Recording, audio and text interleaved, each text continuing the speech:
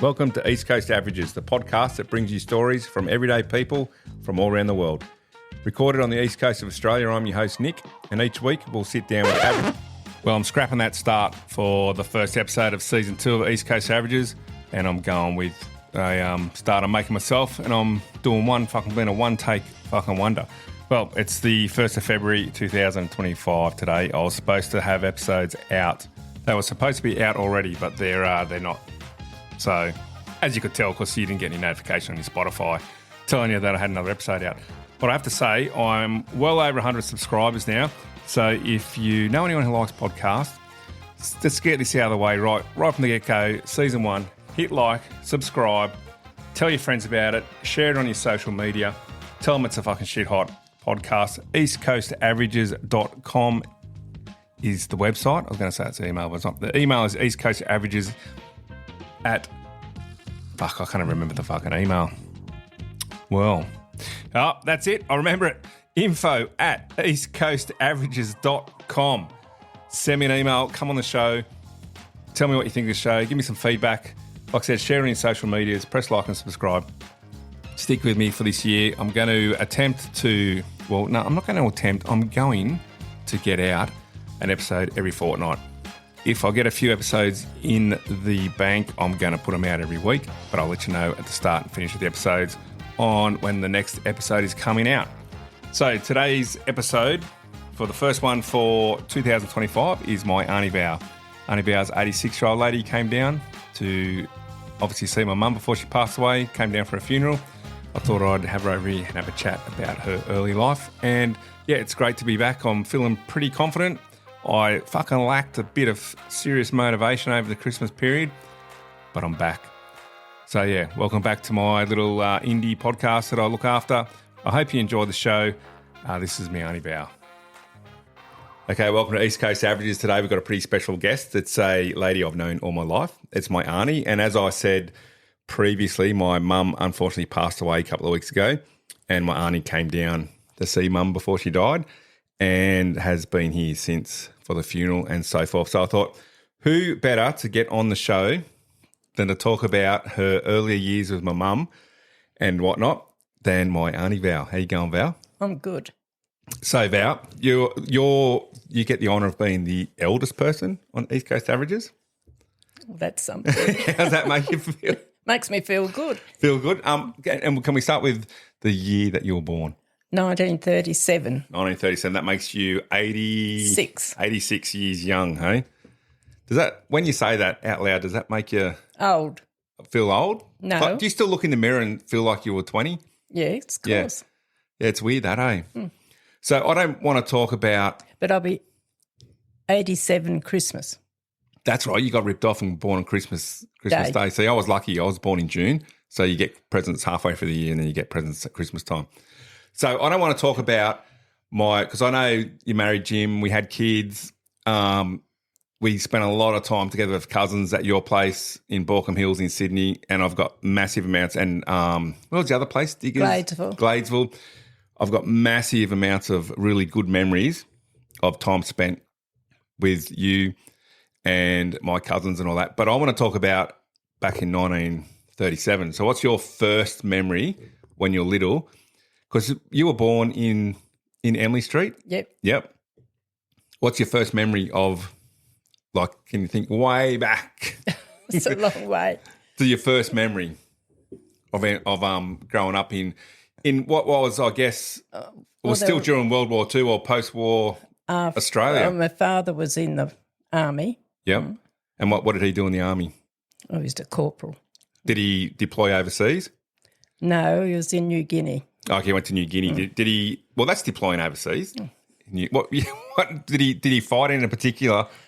Well, I don't really know what he did, but he broke his arm and he went to where the Japs broke out. Cowra. At Cowra. Cowra, yeah. And he was there when the Japs broke out. Yeah. Now, I just want to say people in podcast land will say, oh, you can't fucking say Japs anymore. But that's how you spoke about people when you grew up, isn't it? And that's not being derogatory towards Japanese. No. It was just they were in the Cowra breakout, which you can read about if you really want to know. So your dad went out there as a guard? Well, he went there because he broke his arm, and they sent him there to recoup. Oh, okay. So they had like a repat centre. Well, he was in the Italian garrison there, looked after the Italians. Oh, okay. That's all I know, really. I was too young. Yeah. So what's your first memory of World War II sort of thing? Like Dad coming home on leave and the smell he smelled. And he was yellow.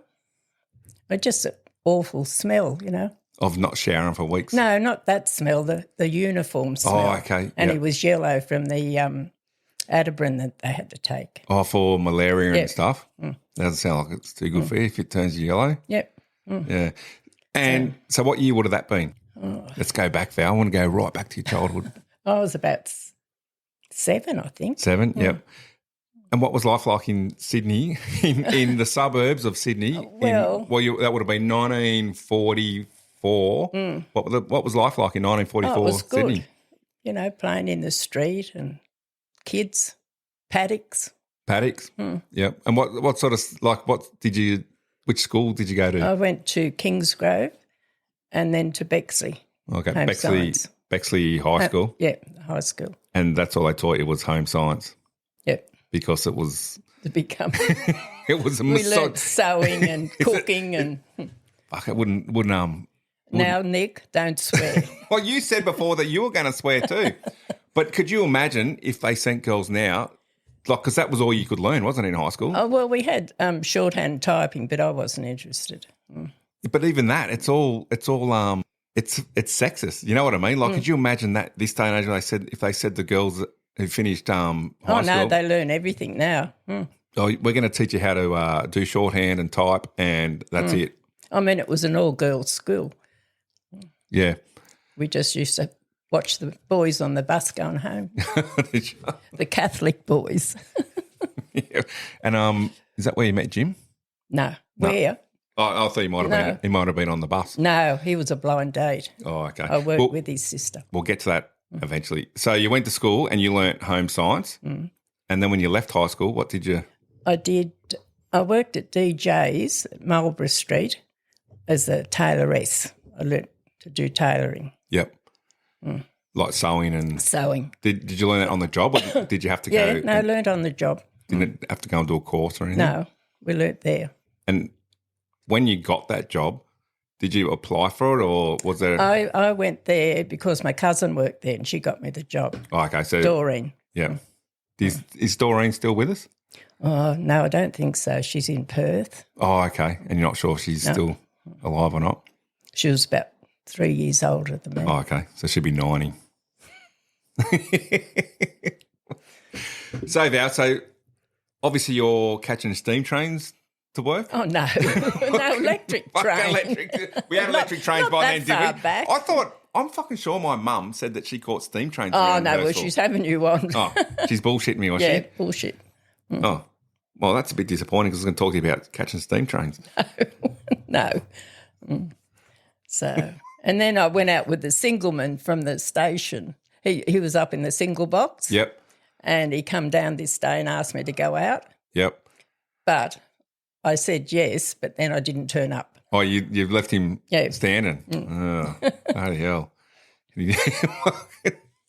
So what was the general feel of Sydney, Australia, post World War II? You're working in the city as a seamstress. What was it like, the guys coming back from the war and that? Was there much? Well, I don't remember that. I was only a kid. Yep. I'm not that old, Nick. No, but I'm just saying, like later on, did these guys? Because we talk about like PTSD and modern conflicts. The soldiers come home and have a few issues. Did you notice that sort of thing? No, never noticed it with my father. Never know. Did he talk about his time in New Guinea? Never. Oh, he used to tell us tales on a tea table, but we didn't know whether to believe him or not. What sort of? Oh, just things that went on. Not much at all, really. Yeah. So he didn't really talk about it, yeah. Whether he did, and I didn't take any notice. Yeah, and you lived at home while you were working as a seamstress? Till I got married. And you're the eldest out of 3? No, I had a brother. Oh, that's right. I was going to get to Uncle Richie, who I never actually met. How old were you when he was killed? 18. And he was 20. Yeah, and can you tell us about that? Like, what was that like? Well, it was terrible. Yeah. It was a terrible time. Do you remember that day particularly? Oh, Because this is the stuff that I know it's difficult because like now my mum's passed away, and Aunty Murray is your other sister has quite bad dementia. You're it, Val. If we don't get this story from you, man, and that sounds pretty harsh, but if you don't tell us what it was like, well, he was it's gone. He was doing the national service. Yep. He was away for 3 months, and then they had to go back to do 2 weeks, 12 months later. Okay, yeah. And it was in that 2 weeks that he went to Musselbrook, and when the floods were on, 55, and the day they were due to come back, the weir was over water all over it, and they were told not to come back. But the driver was a local drunk that lived in Kingsgrove. Yep. And he wanted to get back. So he come back and it overturned and 3 boys were killed. Drowned. Yep. Yeah, that's pretty shit, eh? All only sons. Oh, that's pretty shit, eh? And I can see it's upsetting you just think, like all this time. And so you remember the army coming home to Nan and... Yeah. I can still remember what we were having for tea. It was stewed chops, mashed potato, peas. One of my grandmother's better meals, stewed chops. and I couldn't eat it for years. And even now I sort of just reminds you of Richie passing away. And what about your dad? How did he cope with that? Terrible. Yeah. Did it change the dynamic of your family, no. your dad and your mum and that? Well, then I met Jim. Yep. And he sort of took over a big part. Yep. Of what Richie was doing within the family and that. Yeah. It's pretty like I said, we don't it's not being filmed, but do you want to have a break for a minute? No, you're good. Yeah. And did the army do a funeral and all that? Oh yeah, we had an army funeral at Kingsgrove. Yep. And they all turned up. Oh, it was a huge funeral. Yeah. And they're all three were all local boys? Yes. Yeah. Yep. Did they do the funeral at the same time or? Different. No, all around about the same time. So they had they had the army band and all that kind of. No, they had the bugler. Yep. And just the army bloke sitting in the church. Yep. Did your mum and dad get any kind of compensation for that? No. From nothing. Defence? No. They paid for the funeral, that's all. That was it? Nothing else? No. I wonder if Richie had been married or had children, whether there would be different. Well, I don't think they did years ago. Probably maybe a war widow's pension or something. Oh, probably. Probably not a war widow, but like a widow's. But they were all young boys, 20. Yeah. Did you know the other fellas? Well, we did keep in touch for a little while, but, you know. Yeah. And how did Mari and my mum cope with that? Oh, well, I was the oldest and Di was the youngest. She probably didn't remember much about him, you know. Yeah. She was only about 8, I think. Yeah. Was she pretty upset as well? Oh, yes. We were all upset. Terrible time. Yeah, it's a shit thing to happen to lose a child, isn't it? Yeah. He had a girlfriend. Yep. And she was bridesmaid at my wedding. Yep. And she only died about 3 years ago. Oh, okay, so you kept in touch for that time? Yep. She got married. She got married, had children. 3 kids. Yep. Do you think if Richie hadn't died, they probably would have got married? And probably. Yeah. Yeah. She was lovely. Yeah. So Emily Street back in those days when so Richie went off to national service, was killed. And then what was life like after that? That's 1955. Do you recall the Korean War at all? Was there any talk of people going over? Oh, yes. Yeah. But it didn't really worry me because I had nobody connected. Yeah, yeah. And that's when the shit man used to come around and pick up the shit from the toilets in the backyard? Oh, no. We had sewer on. Oh, fuck. What? Hang on, my mum told me that the bloody shit man used to come round with the toilet on his shoulder. Oh, well, she was having you on, Nick. Fucking hell. We were civilised.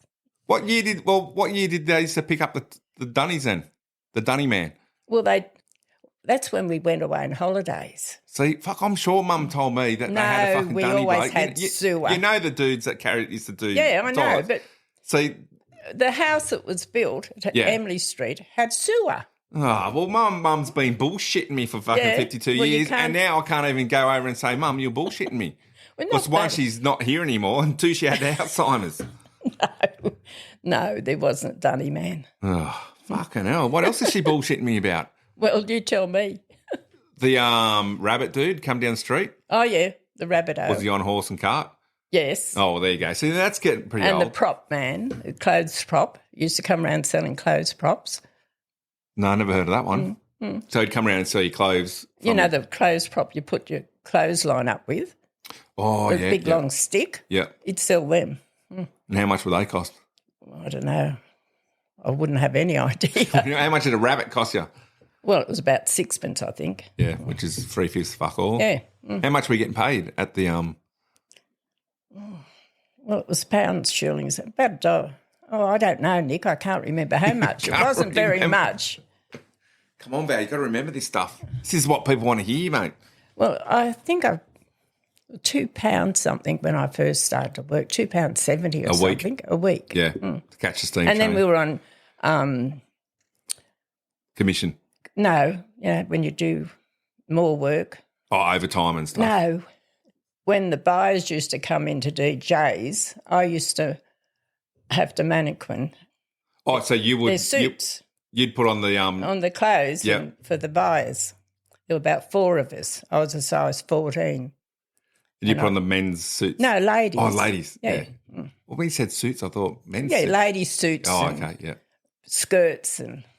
Was it a pretty strict to work in there? You know how was it like you had to be prim and proper and. Oh yeah, and if you go to the toilet, there would be a woman standing there, and if you were in there too long, you had to get out, go back.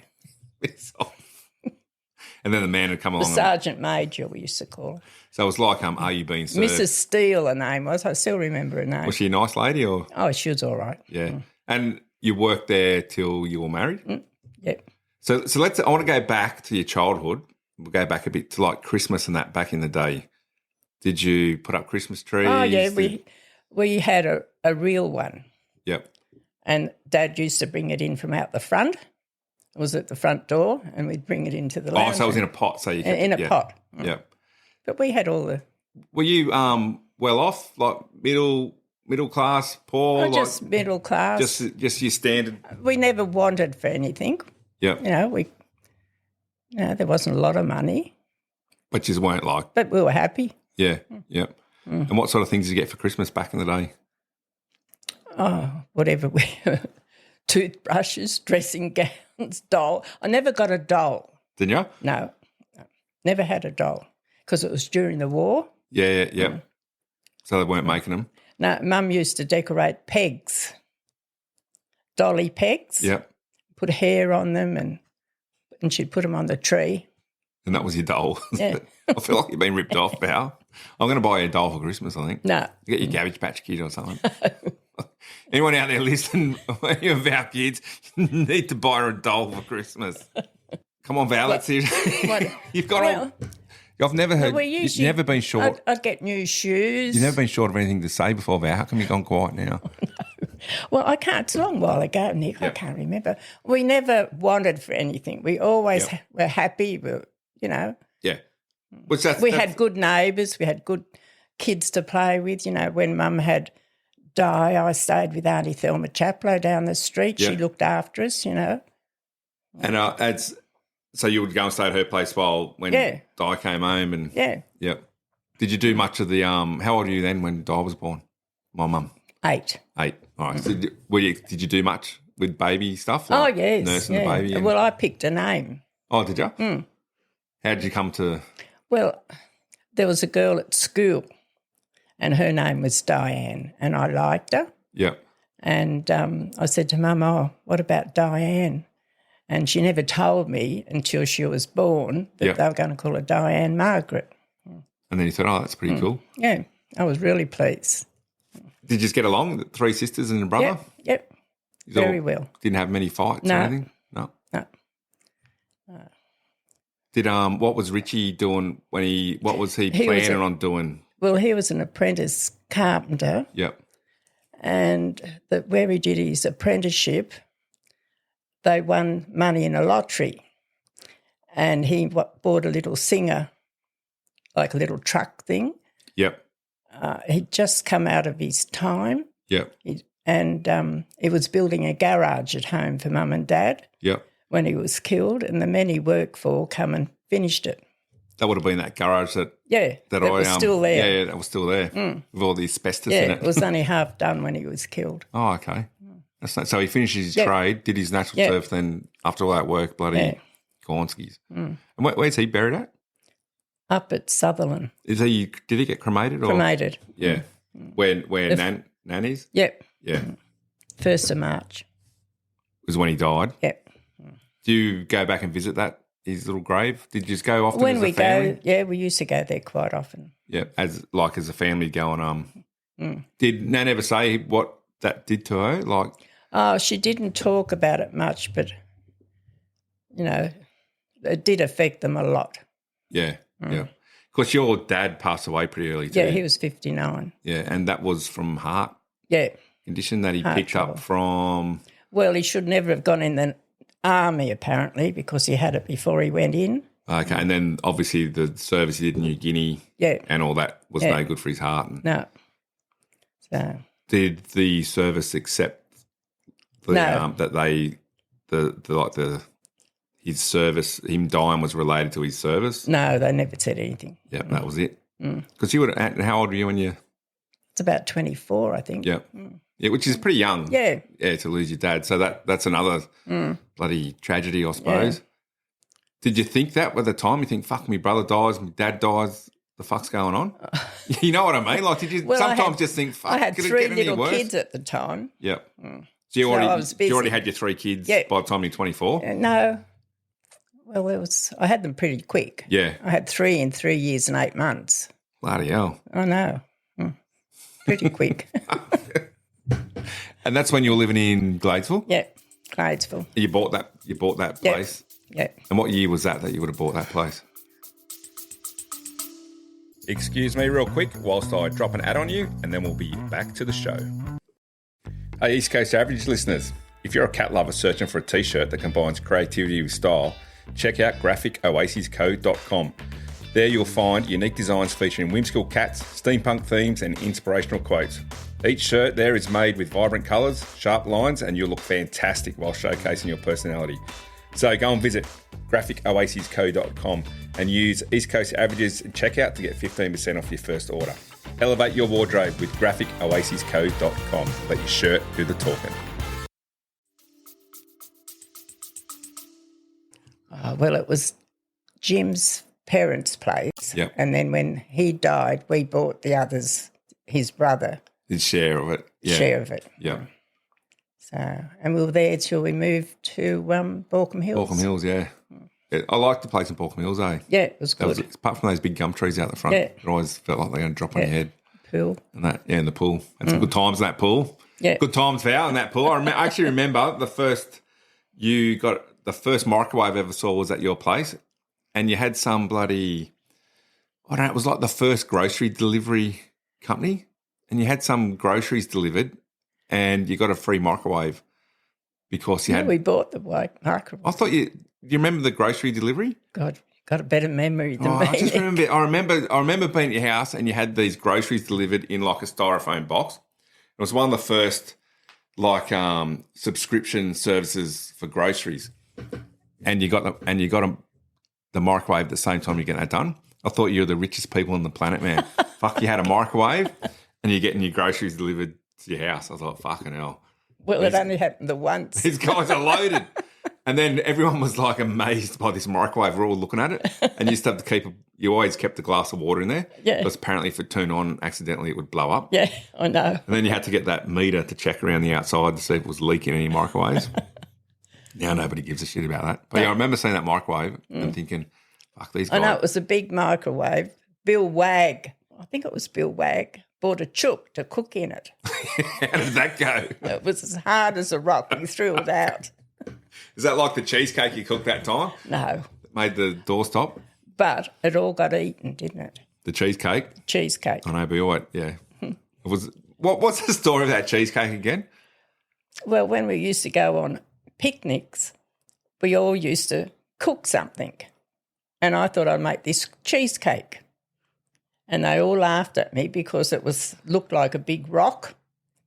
And, well, it all got eaten, but I've never lived it down about the rock of a cheesecake. Because we used to go to the national park in Sutherland and it'd get a couple of rowboats and sit around. That was good. Row the boats. Yeah, that was pretty good, eh? Good times. And so, where was that caravan that you had? Lake Illawarra. Whereabouts is that? Down Wollongong. Yeah. Just past Wollongong. Yeah, I remember going down there for a couple of holidays too. I remember sitting in the sink on it with pelican itch or something. Sitting in the sink? Yeah, or something. Me and Alyssa had pelican itch or something from the bloody... We used to call into your place on the way down and we weren't going to take you, but you'd whinge and carry on that much that Jim would say, let him come. Just fucking shut him up, put him in the car. Shut him up and we'll take him. I wasn't that big a whinger, come on. It's very nice, Val. That's a bit sad. I would still want to hear more about the early days of Sydney, 1950s. Well, what did you just do on weekends? Did you just go out drinking back then? Because girls weren't allowed in pubs, were they? No, but my grandfather was alive then and he had a big Pontiac car. Yep. And Mum used to take Di in a stroller over to Mort's garage and leave the stroller there and get on the double-decker bus, and she'd have another stroller in the milk bar at Rockdale, and we'd get that stroller and she'd put Di in it. We'd walk down Bay Street to Gibbs Street where her sister was, and then we'd do the reverse coming home. So it was her stroller in the takeaway shop? It was her stroller. We had two strollers. Did she know the people in the shop? Oh, yeah. Everybody knew everybody. And they just... just let her just put it out the back and then... Go and get it. And what was her sister like? What was her going to her sister's place like? Oh, good. That was where my grandfather was. Yep. What did he do for a living? He was a police inspector. Oh, okay. He was a copper, was he? Yeah. Back in the old days. So, yeah. And then he would drive us home sometime in his big Pontiac. Yep. So you wouldn't have to catch the bus? No. The train and the bus, the steam train.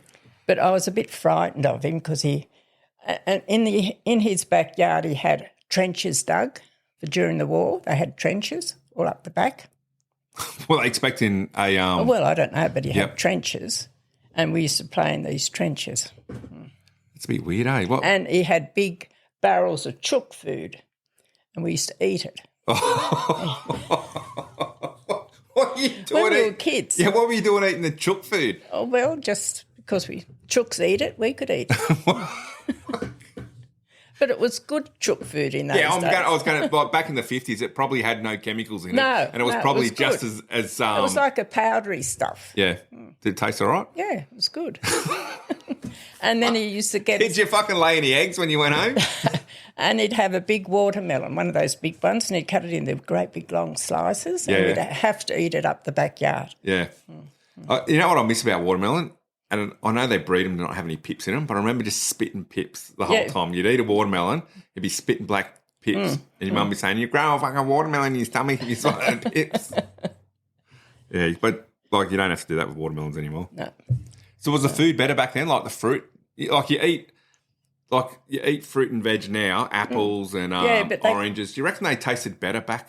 Oh, well, they didn't have all nectarines and you got plums, but I can't remember eating nectarines, but I had plums and apricots. Yeah, I can't stand apricots, eh? Fucking hate apricots. I had all that fruit, yeah. Was it good? But did you reckon it tasted better back then than it does now? Yeah, because I had a mango the other day. It was the blandest thing I've ever eaten. Like, it cost me $3 and it was like, fucking, what am I eating here? It doesn't even taste like a mango. Stop swearing. Val, this is East Coast Averages. This is a swearing podcast and I've heard you say worse. Or I'll stop swearing. Right. Well, when Mum had to go into hospital a couple of times and I stayed with my grandfather and I went to school down there and we used to have to walk up the hill and there was all these steps And we always thought these houses were haunted on the left. So you'd run up them? And we'd run up the stairs. And then I always remembered I had peanut butter and honey sandwiches. For lunch? For lunch. So I wouldn't think they had peanut butter back then. Yes, I had. We had peanut butter, we had honey. Vegemite? Vegemite. Oh, okay. TV? Did you have TV? No. No? When did you get your first telly? What year did TV start? I could Google it was, Mum and Dad got it just before I was married. Yep. No, they got it after. And I can remember going across to Harper's over the road and watch, that Annette Funicello, whatever her name is, that show. She was in it. It was a kids' show. Yep. We went over and watched it there, and that was in 1957. Were you like looking at it thinking? Black and white. Were you looking at it just with amazement thinking? Oh, yeah, we used to. Have a look at this. And I didn't have a telly, but Mum and Dad did, and we used to go there every Saturday and watch the wrestling. The wrestling? That's crazy, because TV is such a part of life now. It's like you've got it everywhere. Your phone, everything. Yep. So you moved in. You got married to Jim. Yep. So you met Jim on a blind date through someone at work. Yep. Was it a big wedding? Yep. Well, it was about 140. Oh, that's got married at St Thomas's. And the reception was at Bexley. I think it was the Masonic Hall. Yep. Bexley. Did you get caterers in to do that back catered. in the day? It was all catered for. Yep. Yeah. It was good. Yeah. Big wedding, had a band and. Yeah. What sort of band was it? Just a dance band, just about 3 blokes, I think, come and play. Somebody that Jim knew. Yeah. And where'd you go on your honeymoon? We had a little Austin Wasp car and we went up north. Up past Gosford? Up to Yamba. Oh, yeah. Yep. Yamba. And a little bit further on. Yep. What was Yamba like back in those? Oh, lovely. It would have been like a bloody dirt. I was as sick as a dog and we stopped there for 3 or 4 days and we went to an estate agent to get a house. Yep. And the only house we could get had about 7 bedrooms. Oh, to rent for just for 4 days. Yep. And we rented this. It was stuck up on a hill, but we had a beautiful view. Yeah. But it had about 7 bedrooms. So you just went and lived in the 7 bedrooms. I'm not going to ask what you did in each one of those bedrooms on your honeymoon. No, we didn't try every bed. Okay. I reckon Jim wanted to. What did Uncle Jim do for a living back then when you first got married? He worked at Lawlin Housegos. He didn't finish his fitting, but he could turn his hand at anything. Yeah. And then after, we had the 3 kids, he went out on his own. Yeah, mowing, doing the mowing Yep. and whatnot. Yep. Yeah, because I remember spending Saturday mornings with him. A lot of boys he employed. Actually, I remember sitting on his ride-on mower at Hewlett and Packard when he had the contract to mow their lawn somewhere over there, going round and round. I think I went over a gutter in it or something. Oh, he said, don't go over the gutter. Next thing you know, I'm no, all the Navy boys used to go there. You had them all and work for them, yeah. Because because your son was in the Navy, and so you had a lot of people dropping. So there's a lot of Navy service in our family, military service in there, on both sides of the family. Yeah. So a lot of accidents with the services. Yeah, I know. We've lost a few people in our family defence, like my dad from his exposure to asbestos. His brother was killed very similar to your brother in a truck accident. Your brother died. My brother is a quadriplegic from Army service. And then Greg in the submarine. Greg in the submarines was nearly gassed and killed. Yeah, it's fucking, it's crazy, eh? Yeah. Remains to be seen if I've caught any skanky disease from my Navy time. Apart from skin cancers and whatnot. But yeah, it's a pretty big military. Yeah. There's a lot happened. They owe us, man. Don't let Max join anyway. No, but see, that's the thing, Val. If he came to me and said, I want to join the military, I'd fucking say, go and do it. Yeah. It's like a different sort of mindset, So let's go back to when you met Jim. You met him on a blind date. Yeah. We're getting a bit you met him on a blind date. Did the girl at work, like, did she sell Jim to you? Like, he's a good guy, like, he's really... Well, it was his sister. And he said, my brother's... He'd been engaged and it had broken up. Yep. And she said she just said, do you want to go out with him? And I said, all right, because I want to get rid of this other bloke I was going out with. Yeah. So I did. He turned up on his motorbike. What sort of bike was it, you know? Oh, big aerial red Hunter. Oh, yeah, cool. So... He used to like his motorbikes, Jim, didn't he? Yeah. Well, the boys have all had motorbikes. Yeah. That's the other thing, motorbikes. Oh, a motorbike. Max got a motorbike. One rides them. So he showed up on the motorbike to take you on a date? Yep, we went to the movies. And you jumped on the back? No, we walked. Oh, okay. You walked from Hurstville. From Hurstville down to Kingsgrove, Piccadilly. Oh, yeah. It's not that far, really, when you think about it. Not that it's just far. down up Stony Creek and then down Kingsgrove Road. Yeah. So... What movie did you see? Oh, God, I can't remember. All I know is he bought the tickets and we got right up to the door and old Mr. Emerton was the man at the door. Yep. And he went to get his tickets out and he couldn't find them. So he had to go and buy more tickets. And it was years later, that he put his suit on and he found the tickets. Well, so you don't remember what movie it was? No. Did you think at the time you thought, yeah, this is the bloke for me? Oh, no, not really. Not really? Not straight away? No. Took me a little bit of time to wear you down. Bit of time. He was a few years older than me. I was only 18. He was 23, 24. That was old. That was old back in the day, Yeah. 24. What did your mum and dad say about? Oh, they liked him. Yep. Straight away. Yep. No major red No flags trouble there at all. No troubles. No. Was he a local fella?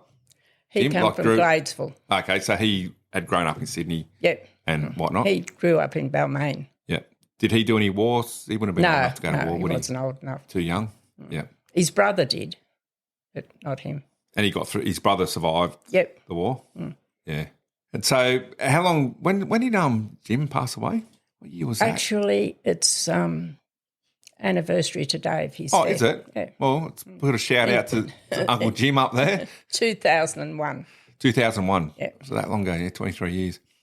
Yeah. He was good. I liked Uncle Jim, eh? Yeah. Some good times at your house, laughing with I remember one night after my dad had a blind person. My dad had remember he had that bookcase. He had a bookcase built by a dude that had gone blind. So my dad felt a bit sorry for him or something.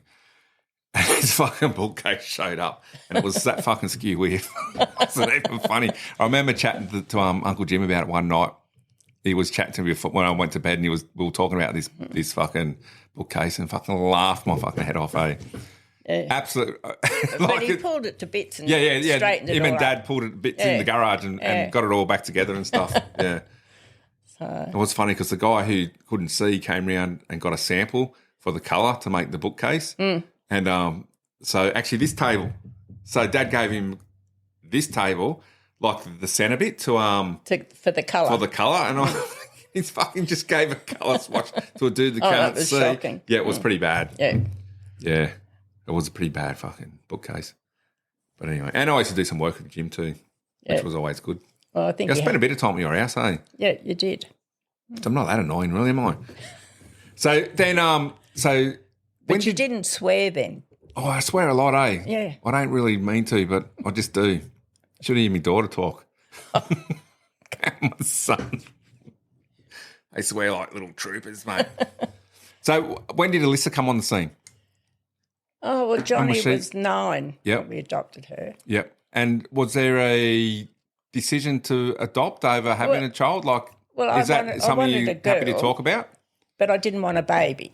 Okay. A child up to about 6. Yep. And they just told me, well, there's a baby there. She's 11 weeks old if you want her. So we waited about 3 months for her. Yep. It's a private adoption. And it's much seemed to be much easier to adopt children back then.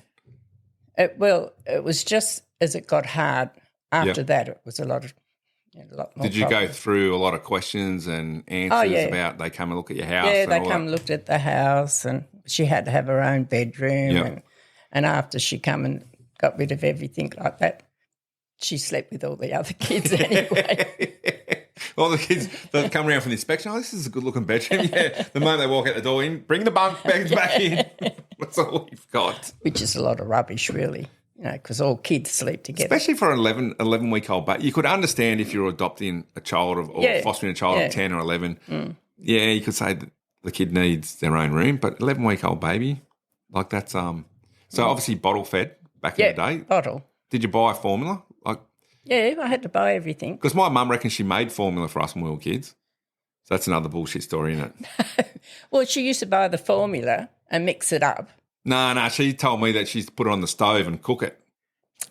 Oh, God. Fucking hell. She told me that she would, make pots of formula. She'd have to, get different ingredients and, cook it. And then she'd bottle it and feed it to us. Well, that might be what's wrong with you. So basically... What did she put in it? I don't know. No. Oh, well, my mum's been bullshitting me for years, hasn't she? I know. Yeah. You should have asked me years ago, Nick. I know. Oh, well. No, you can always buy formula. Or next time I see my mum in my bedroom as a ghost, I'm going to ask her what's going on. Or a tin of carnation milk. Alyssa was on carnation milk when she came out of hospital. Yep. And you just watered it down, stuck it in a bottle and that was it. Yeah. Plenty of nutrients, just living on sugar. I mean, you've always been able to get Far-X and all that sort of stuff for babies. Yep. How did the brothers handle adopting a baby? They were all excited. She said she had 4 fathers. Yeah, they were a bit of the father figure. Mm. Yeah. I don't know about now. You got Alyssa about the same time I was born, didn't you? We're pretty close in age. 6 months. Yeah. She's August and you're June. Yeah. June, July, August. Yeah. 2 months. Yeah, cool. Did anyone question why you adopted a child then when you were able to have a child? You know what I mean? There was no, you could have a baby while you were adopting one. Oh, no. No? Well, they might have behind my back, but they didn't to my face. Yeah, so you didn't. None of their business anyway. Yeah. Did you know who Alyssa's birth mum was at that time? When she was 21, she was sort of kicking over the trousers a bit. We thought, well, we didn't have trouble with the boys. Yeah. What's wrong with her? So we found a mother. Yeah. She was in England. Yeah. And she come from New Zealand. Yeah, I do remember saying. And you're always... Oh, we're friends now. Yeah, but you're always up front with Alyssa about her being adopted. Because I know there are some families that choose not to tell the kids. She knew right from when she was about 4 or 5. Yeah.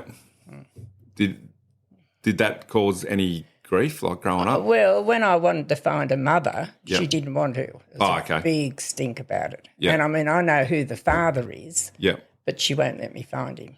Oh, okay. Well, we won't talk about it then on the podcast if it's is it a sensitive thing. So we'll leave that. No, she's not interested. She said she had one father. She didn't want another one. That's fair enough. Jimmy was pretty Uncle Jim was pretty good. Yeah. Yeah. It's pretty sad. How old was Uncle Jim when he passed away?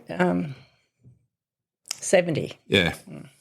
Yeah, too young, I suppose. That's like my dad, I suppose, 67. That's young these days. Yeah, pretty shit.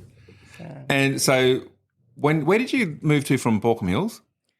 Up to... that's right, you went up the coast, didn't you? Up to Sunshine Coast. Yeah. Yeah, I like it up there, eh? Yeah. Because Pete goes on holidays up there.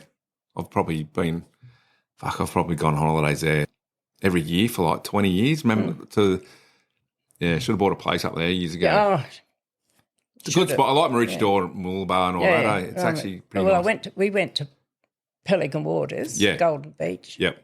Yeah, I quite like that. Actually, I think I prefer Golden Beach to Maroochydore. Yeah. Sort of that sort of area. Yeah, it's a lot nicer. Yeah. Not as busy. No. Although it is now. Yeah. Yeah, it's bloody flat out now. You've got to be a millionaire to live there. Yeah.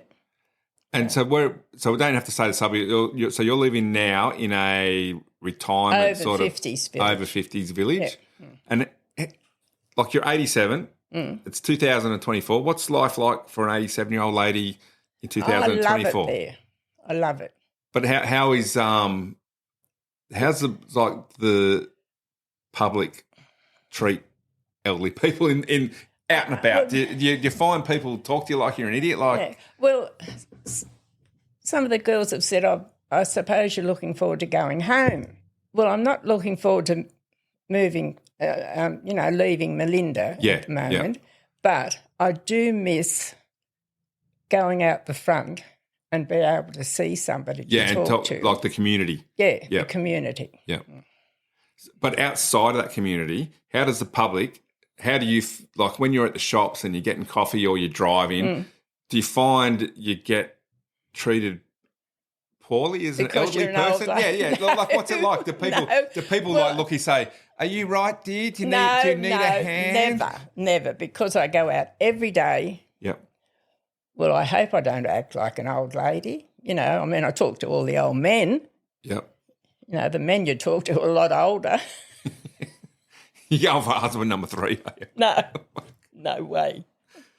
Yeah, so you don't like have people like beeping their horn more. Oh, yeah, stupid old lady, learn how to drive. Get your bloody licence tested. No, I still drive all right. Yeah, that's what I mean. Like, you get people being nasty to you because you're elderly and driving and that. No, I find usually the public's quite all right.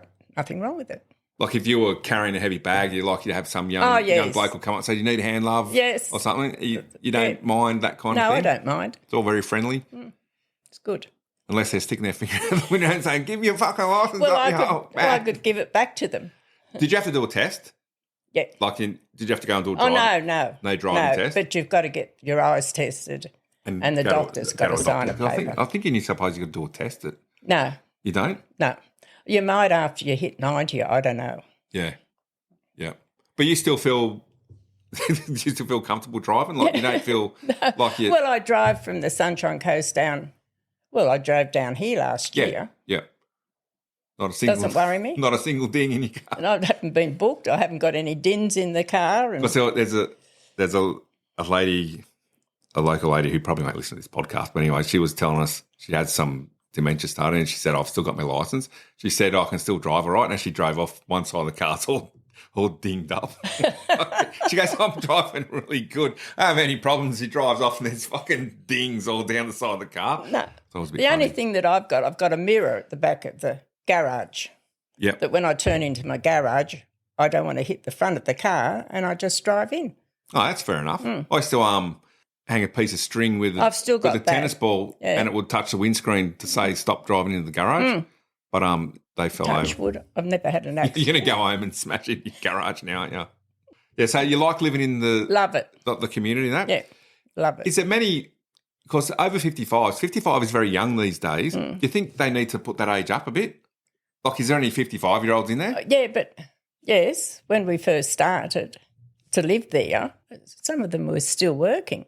Yeah, that's what I mean. Like, it seems an over 55 village, it's like you should be retired. Well, there's over 55 and then there's assisted living villages. Yeah. Well, they can go into them. If I was looking for one now, I'd probably go into an assisted living village. Yeah, is that with the same the same type of thing, complex? But you've got ongoing care. Yeah. But where I am now, we haven't got ongoing care. We don't get looked after. It's just an over 50s. Yeah, because some of those places have like you go in there as an over 55 and then you can sort of like progress through the whole. No, not where I am. Yeah. We got a bus. We go out every week in it. We've got a hall and a swimming pool. Yeah. What do you? What?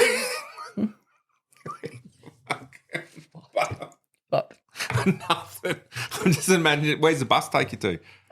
Well, we go out for lunch. We used to go to Toowoomba for the flower festival and stay overnight, but we're having trouble now getting a driver. Oh, okay. So no one in the village? Yeah, there are 2 drivers in the village. Yeah. It's all voluntary. Yeah. Might have to start chipping in and paying someone to drive. Oh, I think they're a bit mean for that. As in they don't want to pay? Because you pay your body corporate fee to look after the grounds and all that? Yeah, we've got a gardener. Yeah, well, if everyone paid an extra $5 a quarter, you might be able to afford a driver for your bus. Yeah, I think we'll have to do that. Yeah. I'll tell you what, if I ever move to Maroochydore or the Sunshine Coast, I'll come and drive your bus for you. Right, Val? Nick, you would have to learn not to swear. No, well, look, swearing's is like, you'd be surprised. You know how I say the F word a lot, right? You'd be surprised at how the F word nowadays is it's a no word. It doesn't bother anyone. The C word comes out more often than the F word now in the younger generation. And I don't particularly like that word, eh? No. I'm not going to. I think it's been No, on. don't you say I'm it. not going to say it, but it's more of a it's more of an acceptable word these days. I reckon. It's how you say it. If you say it in a friendly fashion. Yeah, it's probably it's better. all right. Yeah. So you're up in the Gold Coast. No, Sunshine Coast. Sunshine Coast. Yeah. What over? And you look what when you're sitting at home thinking about life, 87 years, Jim, your other mate, your kids, everything's happened. But don't forget I got married again. Yeah. When you're at home now thinking about that and you look back over all those years of living and Hurstville and all the Bladesville, Borkham Hills, adoption, your kids, what do you think about? Like, do you look back at it and think, I wish I did that different? Like, you know what I mean? Is there parts where you think, should have done that a bit different? Or do you look back and think, well, you look back and you think, well, it hasn't been too bad, really. I mean, I've gone a lot of places. Yeah. So, and there's nothing I regret. Yeah. The only thing, just when Jim, we could have gone away a bit. He died, and it was sudden. Yeah. Yeah. And you look, I say that to Max now, you know, like when my dad died at 67, he retired from the coppers at 55, and he had some kind of pension scheme. Everyone said, "Oh, stay another 5 years, Steve. Stay another 10 years. You'll get an extra $1,200 a fortnight for life." If he had stayed to 65, he would have got 6 months. Yeah. And then he'd be dead. And I just remember him saying at 55, I remember him standing in the kitchen and saying that a lot of his friends had died from asbestos exposure in the Navy. And he said, I feel very fortunate and lucky that it hasn't killed me yet. And he said, I'm leaving work and I don't care. And then, 12 years later, he succumbs to the same thing that killed all his mates, that he used to say, fuck, I really feel lucky that I haven't had that happen yet. So you look back and think you might have said to Jim, let's roll up the business now and do a bit more.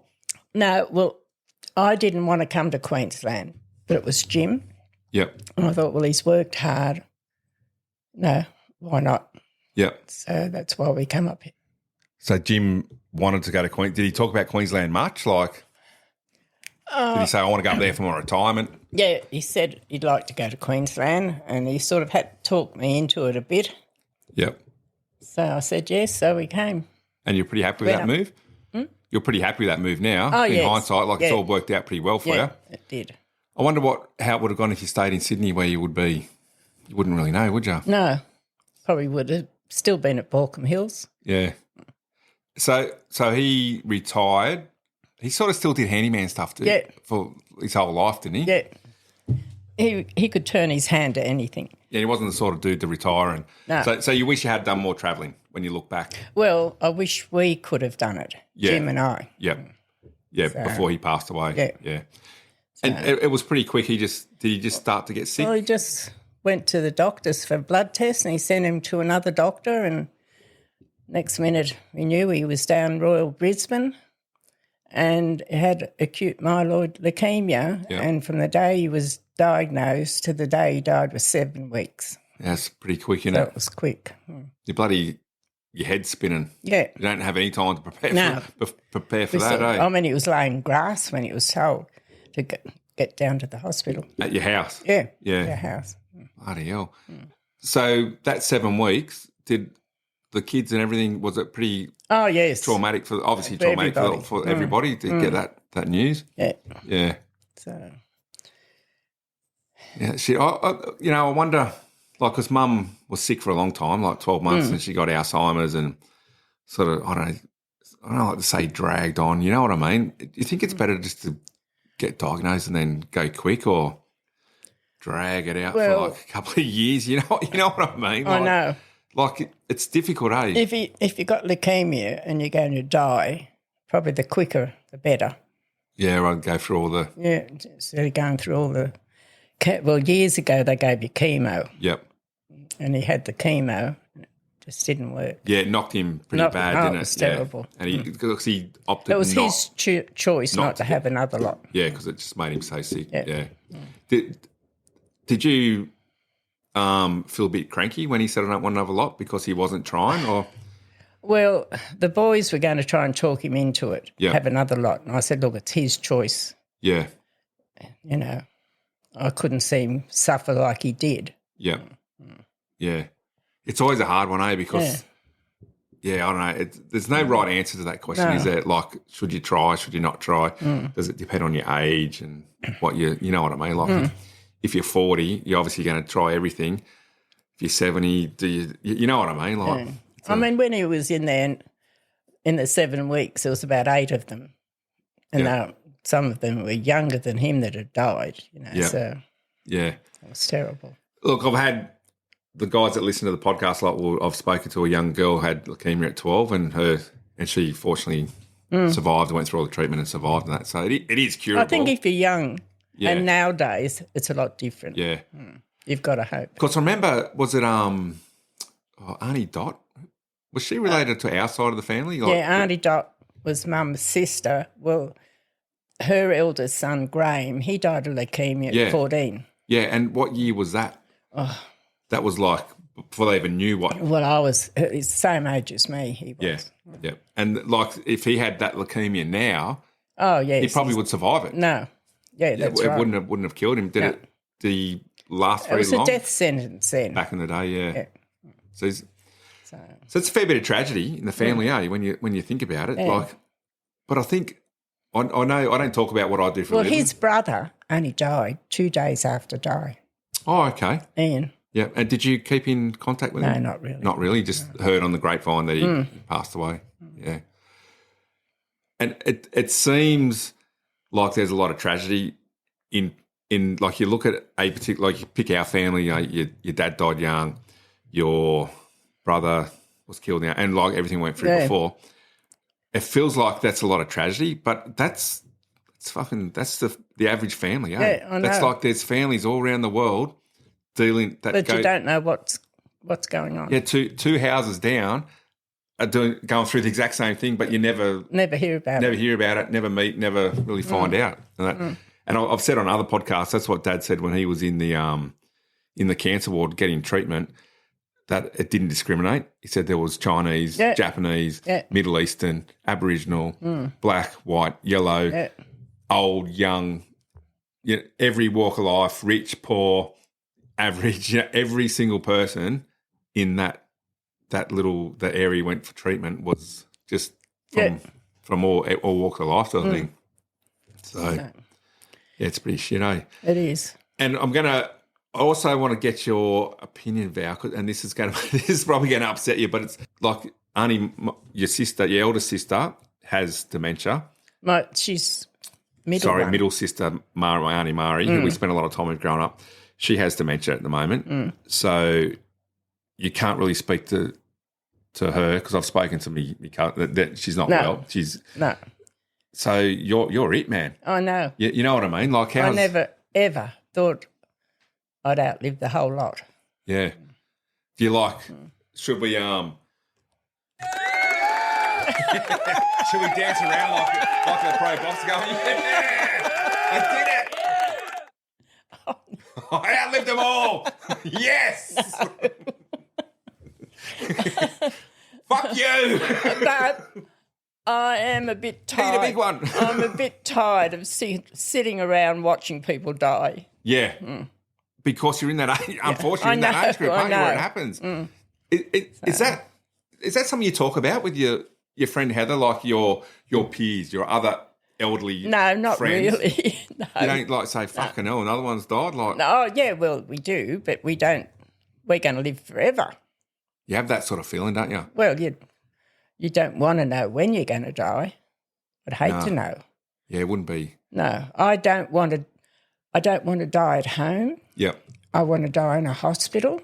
Yep. I don't want my family to go through having you at home with Di and that, like Di and Jim Steve and Steve. Yeah. No, I couldn't put them through that. Yep. I just want to drop dead. Well, don't do it on my podcast, all right? Because that would bring the ratings up. No. That'll probably make fucking news all around the world. No, I don't. Podcast guest dies during podcast. No, I don't want to die at home. Yep. It's so stressful for everybody. Yeah. And So even that in itself is such a personal thing, because I found you always get, and I don't mean this is a bad thing, Val, but you always seem a bit freaked out by death and things around death and funerals and ashes and that. At the time, like with Di, how can I put it?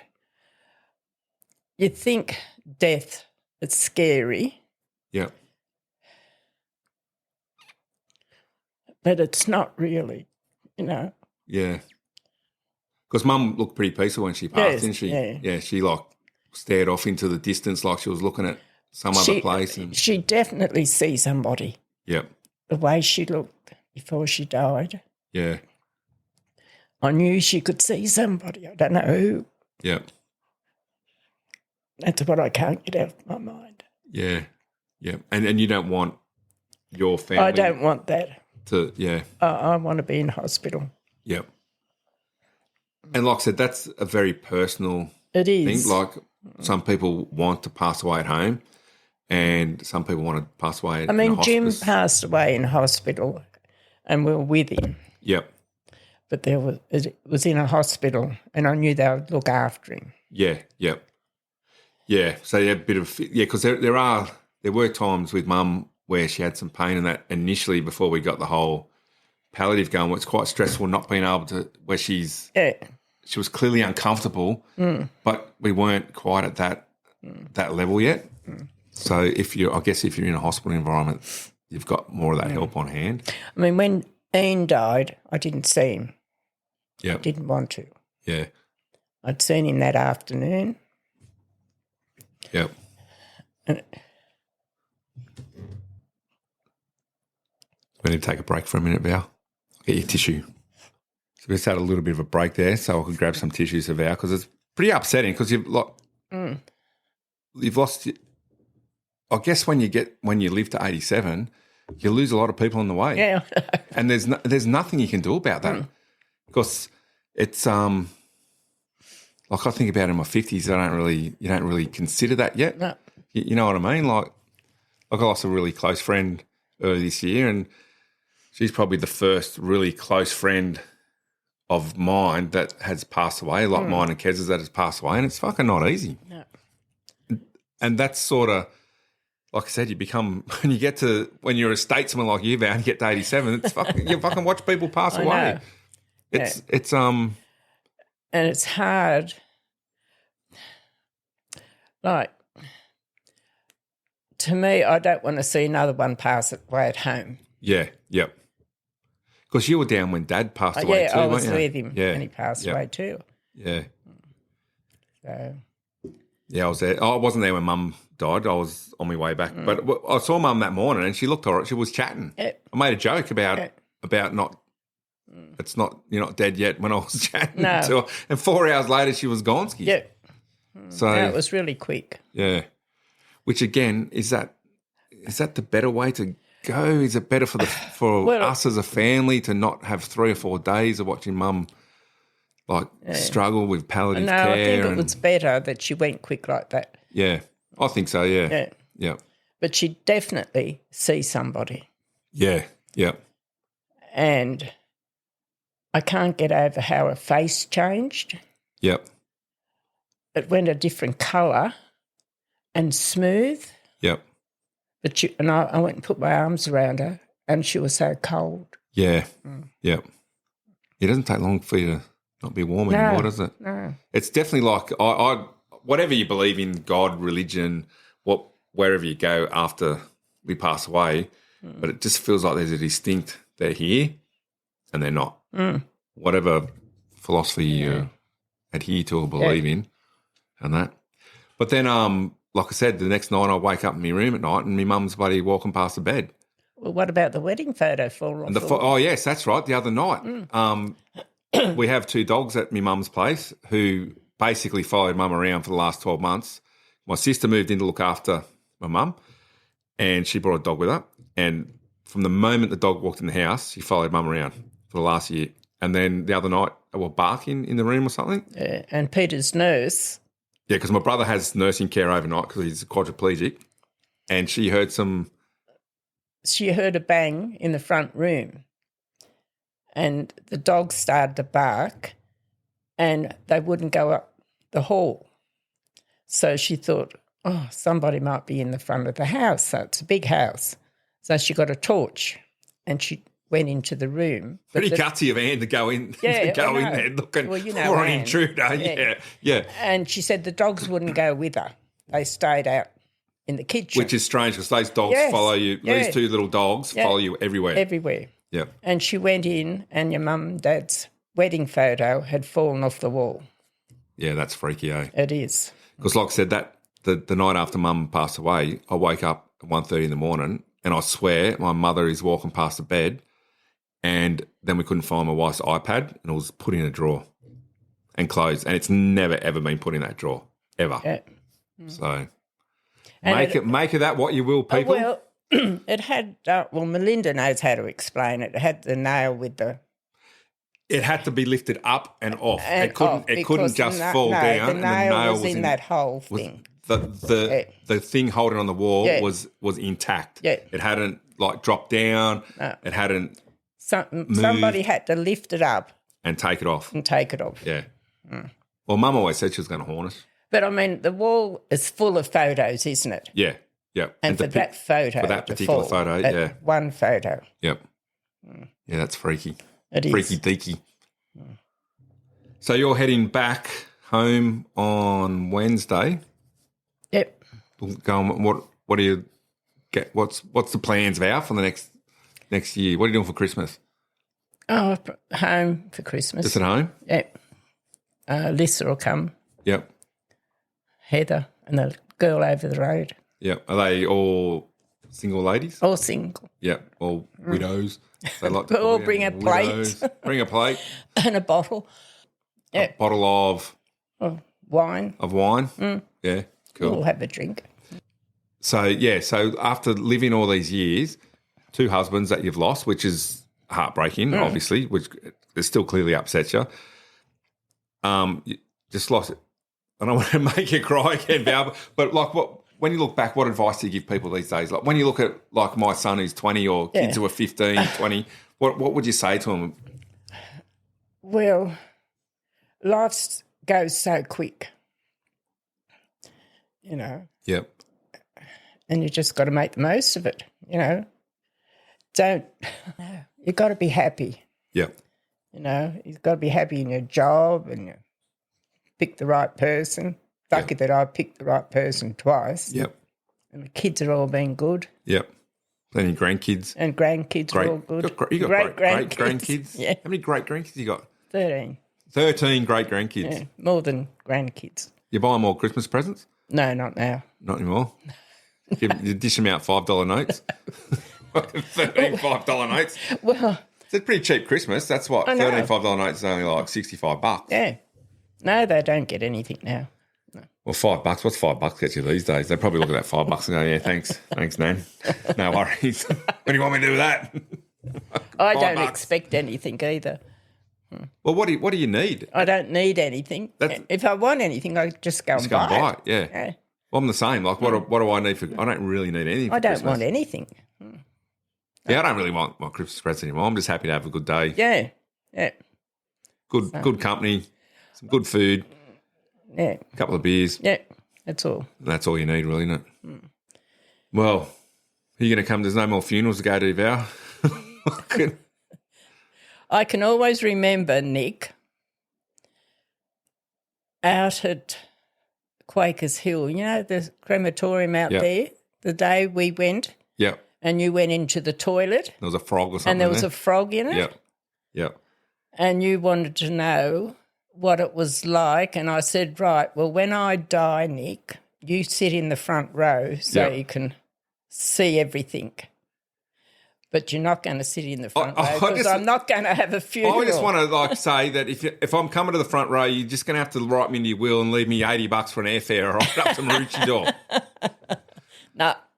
Although I could use you as an excuse to get a couple of days off work, so I've got to go to a funeral. Will they give you time off? Yeah, they'll give me time off for that. Well, I'm not having a funeral. I'm telling you now. I don't have to tell them that. I'll just tell them you're having a funeral. Well, my father-in-law didn't have a funeral, didn't have any... Well, Ian didn't. He didn't want a funeral and actually said, I don't want any special clothes. I don't want any funeral. No. He said, cremate me, put me with Carol, my wife, and when the kids decide where they want to put me, then so be it. Yeah. Yeah. Well, I don't want a funeral, but they can have a memorial service later or just go out for dinner. That's all I want. That's all we had for Ian. 6 weeks, I think, we waited and had a memorial service. And then the next day was Greg's birthday. Yep. We went and had dinner, and then we went and took the ashes out to a little place. Yep, and popped them Yep. in the ground. Did you just scatter them around? No. Well, do you dig a hole when you scatter some ashes? I'm just thinking, you go to like a bushland area to scatter someone's ashes. Do you dig a hole or do you like sprinkle them out? I feel a bit guilty because Heather's put Paul's in as well. Yeah. We dug a hole and put them in so they can't get out, can they? Yeah. So, but at least we know where they are when we go there to see them. They're still in that hole. Yeah. So, was that picked because it was a particular spot that you used to go to? Or we used to go there for a drive out to Euclid. Yep. Out up in the mountains. It's a little chapel. Yep. And that's where we used to. They liked it out there. It was lovely and peaceful. Yep. So that's what we thought we'd do. Yeah. Yep. Where did Jim's ashes get scattered? Down at the Palmerston Passage. Oh, okay. Yeah. Right. Yep. But I don't want to go in the water. Yeah. You don't want to be dropped in the ocean? No. Yep. No. Did you have to get approval to do that with the ashes? No, I don't think so. So the cruise I was on had someone laid their relatives' ashes to rest, and the only thing they had to do, they didn't pour them out. They had to have this special environmental canister, and they just launch the canister overboard so the ashes don't fly everywhere in the wind, I suppose. Which is it's probably a better, I think if I was going to be buried at sea, the ashes, I think I'd rather be in a canister and chucked overboard rather than the fish it eats scattered in the wind. You know what I mean? I know. Isn't it funny how while we're alive, we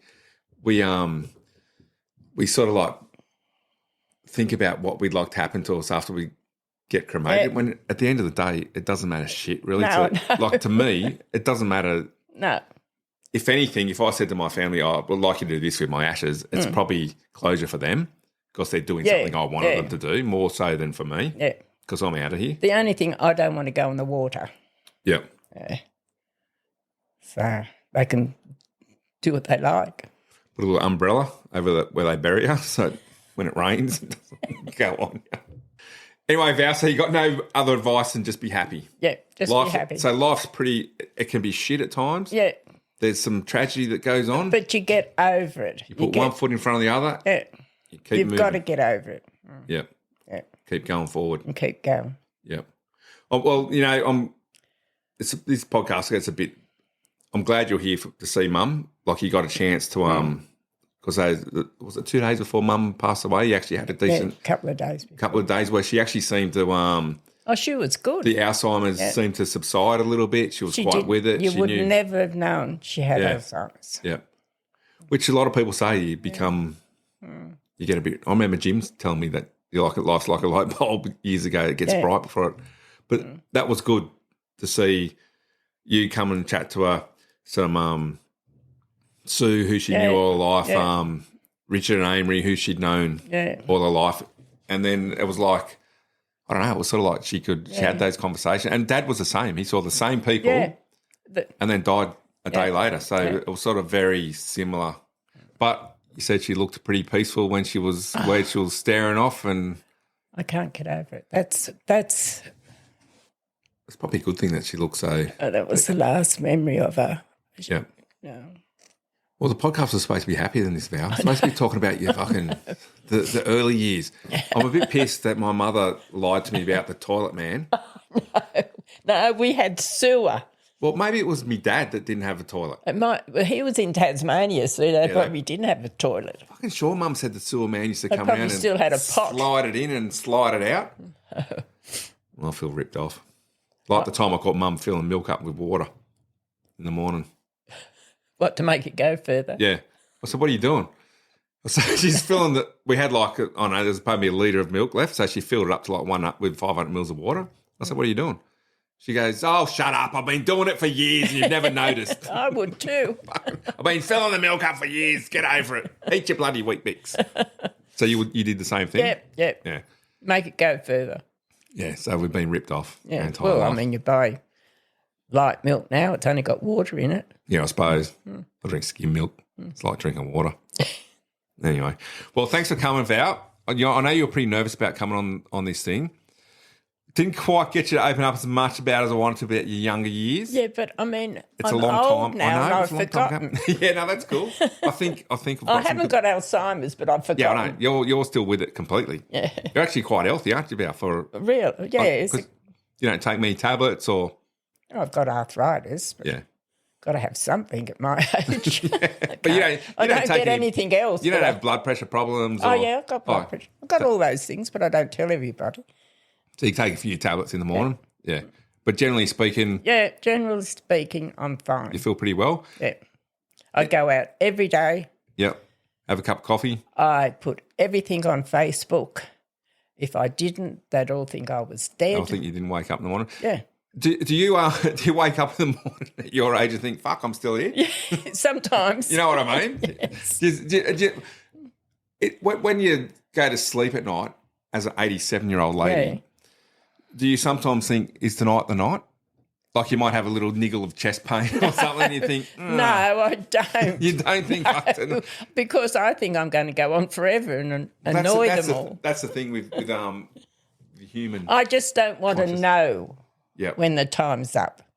I just want to drop dead. Bang. Boom. Let everybody else get the shock. Yeah, fair enough. I don't want them to see me laying in a hospital dribbling. Yeah. Look, I think that goes for a lot of people. Don't particularly want that to happen. It's a funny thing, we're all heading in that direction, Val. Nobody knows when it's coming. Nobody knows what's fucking going to happen. Well, I've outlived them all, so. Well, thanks for coming, Val. I appreciate you coming and having a chat to me. And I'm very pleased with you, Nick. You didn't swear too much. I do swear a lot, but everyone knows that on the podcast that and it's a little E thing that says explicit. So I warn people before they come on the show. Right. So, thanks for coming, Val. I'll make you coffee, then take you home. Thanks. Take you back to Melinda's for lunch. All right. Thanks, Nick. All right. See you, Val. Thanks for listening, East Coast Averages. Remember my website, eastcoastaverages.com. I think that's it. Yeah, eastcoastaverages.com or info@eastcoastaverages.com.